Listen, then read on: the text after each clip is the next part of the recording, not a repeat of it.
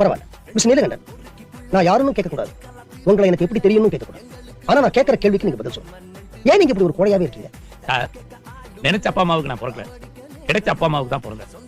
கிடைச்ச அப்பா அம்மாவுக்கு பிறந்ததுனால நினைச்ச குழந்தை பருவம் கிடைக்கல, கிடைச்ச குழந்தை பருவம் தான் கிடைச்சது.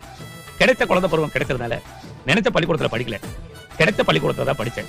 கிடைச்ச பள்ளிக்கூடத்துல படிச்சதுனால நினைச்ச உத்தியோகம் கிடைக்கல, கிடைச்ச உத்தியோகம் தான் கிடைச்சது. கிடைச்ச உத்தியோகம் கிடைச்சதுனால நினைச்ச பொண்டாட்டி கிடைக்கல, கிடைச்ச பொண்டாட்டி தான் கிடைச்சா. அதுக்கப்புறம் என்னால எப்படி சார் வீரனா இருக்க முடியும்? வடிவேலு, இவர் சொன்னது ஏதாவது புரிஞ்சுதா? நினைச்ச மனுஷனை நீங்க கொண்டு உட்கார வைக்கல, கிடைச்ச மனுஷனை தான் உட்கார வச்சிருக்கீங்க.